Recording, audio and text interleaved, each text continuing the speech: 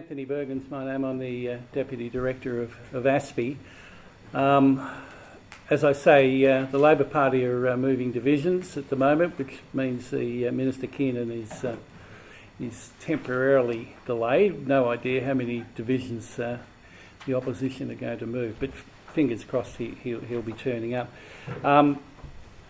And look, my remarks were really, to open this, are really framed around Minister Keenan's presence, but maybe when he comes I can nutshell my remarks. Look, we're here to launch ASPI's Disaster Risk and Resilience Program, and delighted to welcome many important people in the emergency services community here. In particular, and I'll introduce him in a minute, Mark Crosweller, the Director General of EMA. Very grateful ASPI to EMA and Mark's support for this program.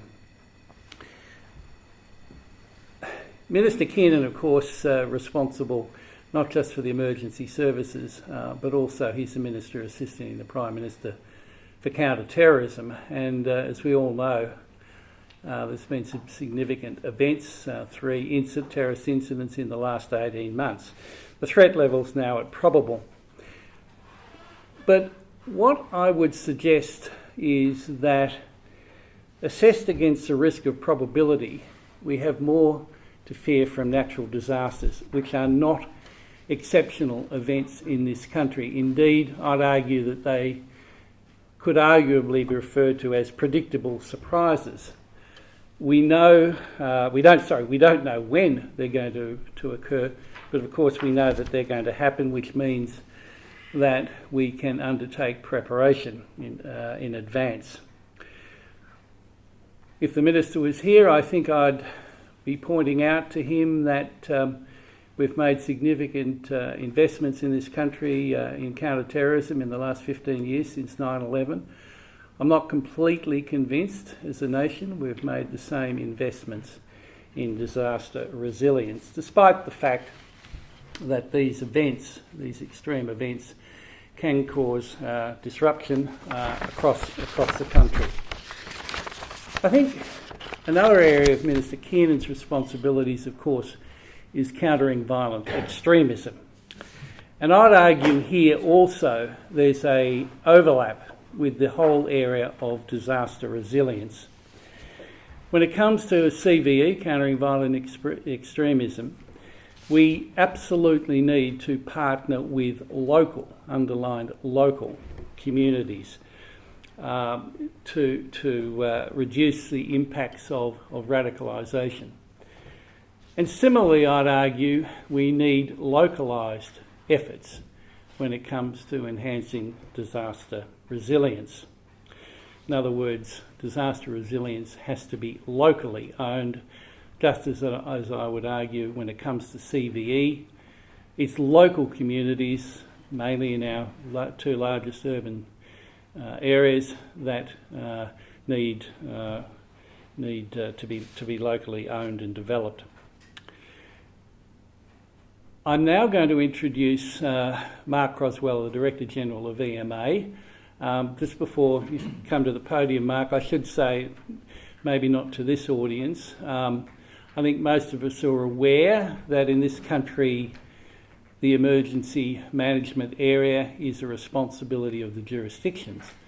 But the Commonwealth has an incredibly vital role to play, not just as I'm sure people here are all aware in financing recovery efforts, but the Commonwealth is also plays a leading role in national coordination, in capability development, in interoperability, and of course, as we've been reminded by the events in Japan in the last day or so, the Commonwealth also has a role to play when it comes to assisting in disasters overseas and providing disaster resilience capacity building to our neighbours.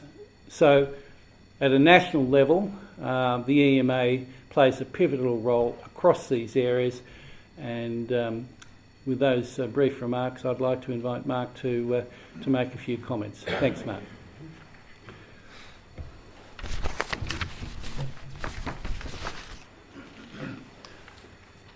Good morning, everybody. My speech was going to be predicated upon the Minister's opening address.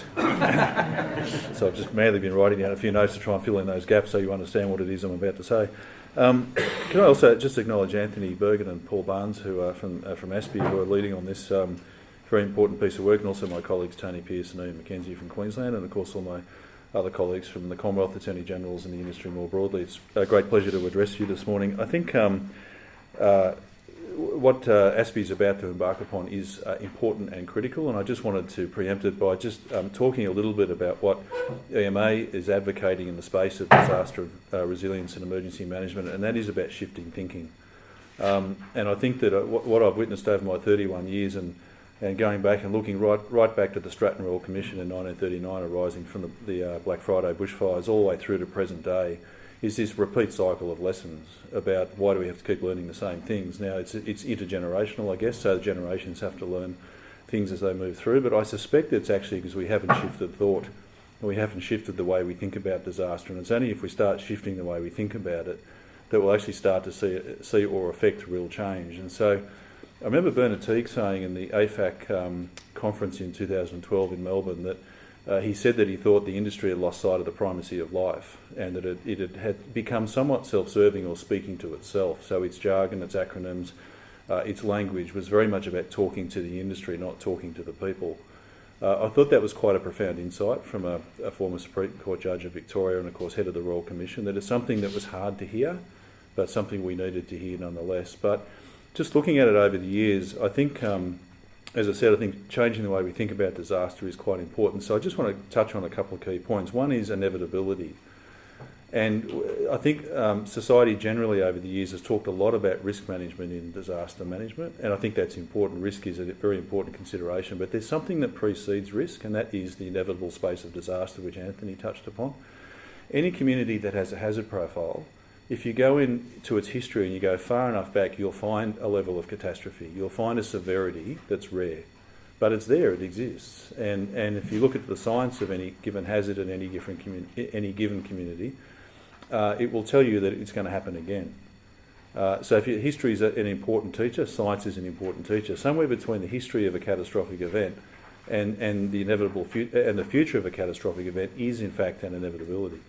At some point in time, conditions will manifest and that hazard will arise and cause grief to society. So, really simple example is the Brindabella Ranges in Canberra. In 2003, produced a spectacular fire that in 200, 300, 400, 500 years ago, which was in itself an ecological event, would have run to the coast of New South Wales, and it would have done what it did from an ecological point of view, and things would have recovered over time, probably changed and altered across the landscape, and nobody would have known any different. 100 years ago, we put a city in front of the Brindabellas, not fully realising the potentiality of what we had done.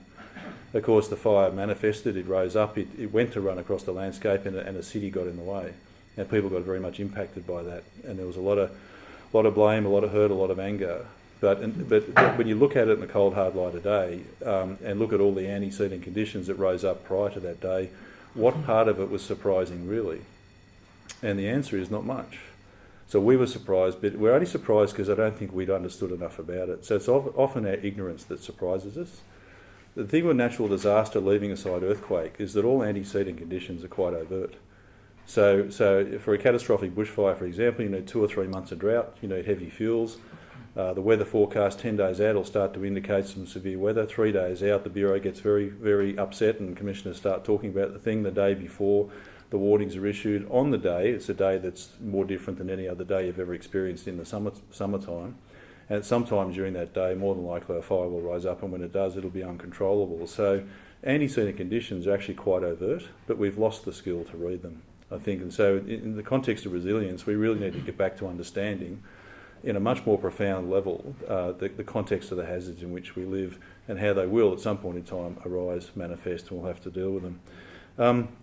We do need to shift our narrative in this space. I think, as I said, Bernard Teague made a very, I thought, profound observation about language. Somehow we have to make connection with community. We need to actually not talk at them, but talk with them. And in a lot of my public addresses in the last couple of years, and Neil's heard a few of them, I think Neil could almost give it better than I now, I suspect, but is this notion of ethics in leadership, in disaster leadership, and this notion of upholding public trust and confidence. And in all disaster spaces, there's the mechanics and there's the doing and there's all of the rational world. But the greatest measure of success in resilience and disaster management is the upholding of public trust and confidence. And it's the test of any leader or any leadership team as to how do you maintain that in the face of adversity? How do you secure it before adversity? And how do you maintain it through and outside of the other end of adversity? It's a significant challenge, and you can convert that notion of public trust into positive action. Things that we need to do in society to secure that trust, but also to maintain it all the way through. The other ethical premise is that if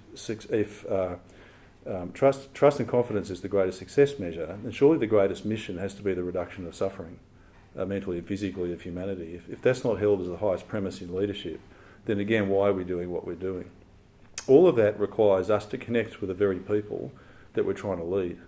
And if we don't make that connection, then we fall back as an industry into talking at people, not talking to people, not sharing experience with them. So if we don't shift our thinking on this, I think we'll end up producing similar results to we've done in the past, and a public that gets quite disenfranchised because they see us as separate.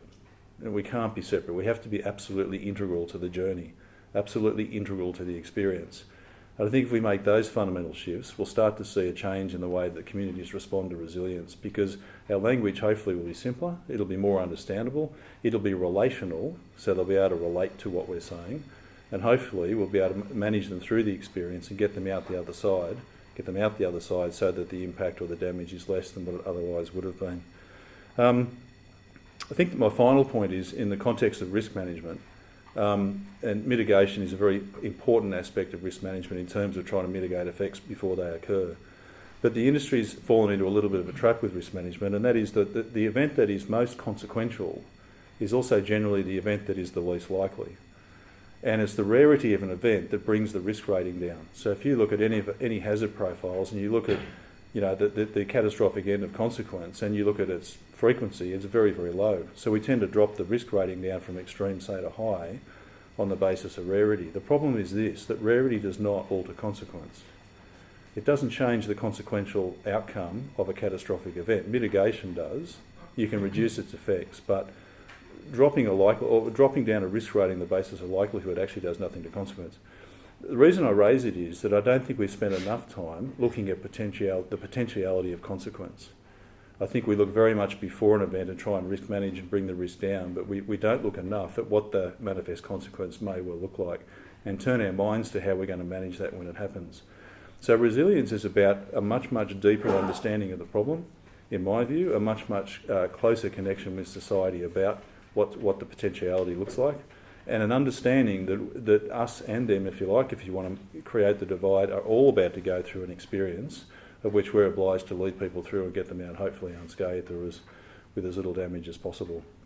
With those philosophical tenets or premises, from EMA's point of view, we reckon we can start to make a shift in this space of resilience. So we look forward to the work of ASPI and some of the more practical aspects of how we actually implement those philosophical tenets, if you like, and how we uphold that public trust and confidence. And talking briefly to Ian and Tony on the way in, I think now is the time to really use the offices of Inspector Generals to look at sensible frameworks around measurement for resilience and performance and try and get a national standard or a national approach to actually put in place some sensible measures that can uphold the philosophical tenets.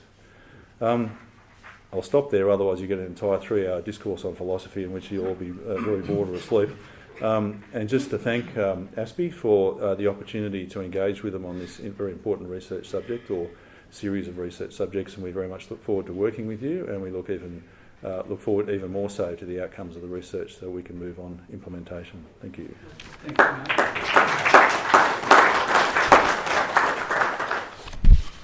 Thank you, Mark. And I should say I guess the principal objective of our program, Mark, is to try and do for the disaster resilience space what I think ASPI's done quite successfully in the defence and strategic area. That's to raise awareness, but also at the same time, obviously, providing contestable policy advice into the policy process. So that's our overall objective, and I think many of the themes that issue areas that you've raised, from education to how to think about catastrophic disasters. Paul will talk to that later, but please be assured that we intend to pick up all the fine suggestions you've just outlined.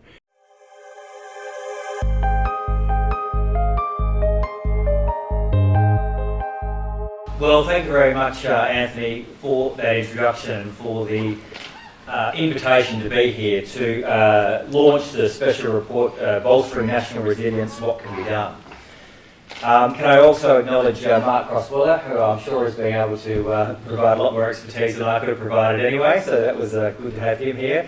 And Tony Pearce, the Inspector General of Emergency Management in Victoria, and Ian McKenzie, the Inspector General of Emergency Management in Queensland, and also your collaborator, Dr. Paul Barnes, the Head of Risk and Resilience Program at ASPI. ASPI does a wonderful job, and they're always worthwhile listening to. And since I've arrived in this portfolio, they've been a very valuable source of advice to me in a number of areas. I saw your op-ed in the Australian today, actually, too, which I thought was very good also. And they really do fill a space that I don't think has been filled as effectively anyway than before ASPI didn't exist within Australia, to be able to give governments different perspectives on issues, always from, I think, a very common sense and sensible place. So I always think they're worthwhile listening to, and I'm very pleased that ASPI has now been able to turn its attention to resilience, and that's why I was keen to be involved in this launch. I think Anthony's made a very important point. We accept natural disasters are a part of the landscape in Australia. That's going to continue. In fact, of course, it will accelerate over time. The chances of Australians being caught in a natural disaster is actually going to increase over time. And governments, I think, do need to do a little more thinking about what we're going to do when this happens, to make sure that we've done work in advance to protect ourselves and our communities from the sorts of natural disasters that we're subject to in Australia. And of course, in Australia, we are subject to every form of natural disaster. We're subject to fire, we're subject to cyclone, we can be subject to very significant adverse weather events. And we do need to think about, well, what we're going to do to protect ourselves more fully in advance of these disasters occurring. We have a system in Australia at the moment that is very heavily weighted to how we clean up.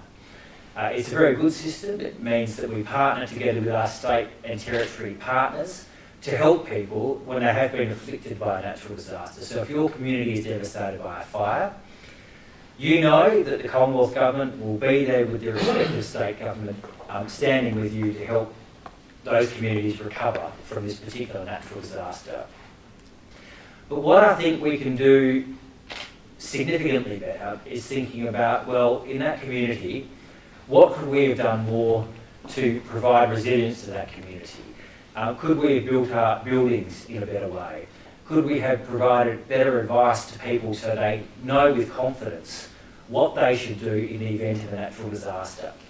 And a very important part of that is, of course, explaining to people that in the midst of a natural disaster, regardless of what form of disaster that is, the idea that you can just be rescued by the government is not right.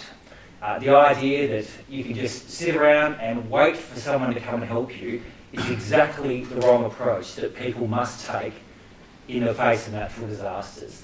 And of course, if people do that, they're liable to be killed or injured. You must take responsibility for yourself in the midst of a natural disaster. We do everything we can to assist. Of course we do everything we can to assist. But we must continually send the message that please don't sit around waiting for someone to come and get you. You need to think what you are going to do in the event of a natural disaster. And that changing the psychology around natural disasters is a very, very important part of building resilience. Now, I mean, resilience is, it's not, we use these words and I think everyone in the room understands them, but I wonder how well they're understood in the community. But of course, the simple things, like making sure your home is prepared, thinking about what you might do. That's bound to happen. Bound to happen. Look, I'm afraid I'm going to have to go back down. I'm not sure how long we're going to be because this really is the silly voter season, as you can appreciate. But can I really congratulate ASPI for what they're doing? You're highlighting something that is really very, very important. I'm very pleased that we've got the common sense that comes out of ASPI focusing in this way on what is a very important thing that we need to do for our country. We are focused on it. We can do better. We will continue to do better. But the results from ASPI's research are going to be an important part in helping us do that. Thanks.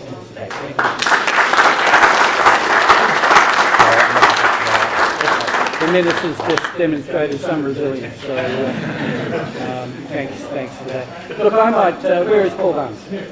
Paul Barnes is here. Paul is the heading up our program, and I'd like Paul you to come to the podium. Paul, we snatched from the Disaster Management Centre at the Queensland University of Technology. He's not only contributed in thought leadership in the academic area, but also he's been an emergency management operator, so he brings the practical as well as the academic perspectives and now the policy focus. So, Paul, maybe you could just provide some remarks and then we'll close off. Well, if the Minister had been here, I would have thanked the Minister, but also like to thank my senior colleagues from Victoria, Queensland and certainly Canberra. And I'd like to acknowledge all people from agencies, operators, etc.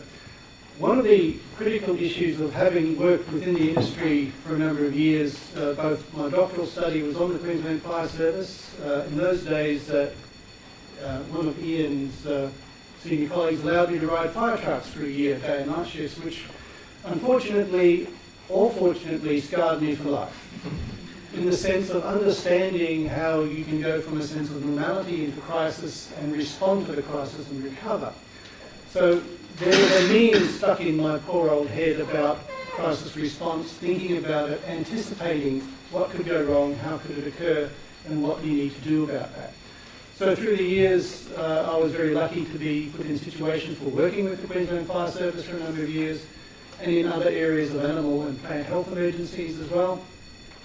And subsequently in Canberra working within Defence, again, related to security and risk management. But the critical thing for me, and it's been alluded to earlier, is anticipating what could go wrong is very difficult. Being able to have a surge capacity, as David has mentioned, in terms of emergent, significant events, is critical. But the ability to anticipate requires communication with communities, it requires communication between local governments, state governments, and very importantly, federal governments. And one of the benefits of having the support of at least 2 states who have Inspector Generals is that the coordination between states and federal is an important thing to promote.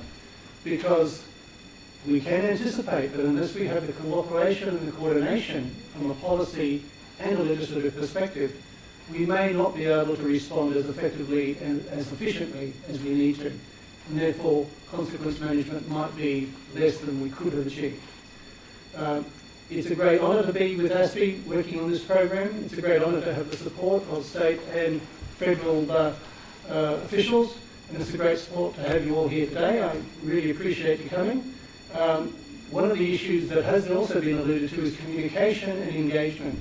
And I can assure you that ASPI, through my program and the other elements of the programs in other areas of ASPI that sometimes shoulder into disaster resilience, will be engaging. Certainly there'll be knocks on doors, metaphorically, possibly electronic knocks on doors, but we will want to engage, certainly in my program and where relevant the other programs of ASPI, to produce something that follows the need to have more narrative. Because in the report, there's at least 4 approaches to defining what resilience could be. Unless we understand the language that is relevant to members of communities, governments, local, state and federal, we may not be able to have the discussion and the dialogue that is needed. So with those few words, like Mark and my colleagues would say, we could go on for at least 3 or 4 hours, and being a lapsed academic, I could probably go on for at least a few. I'll say thank you very much for coming.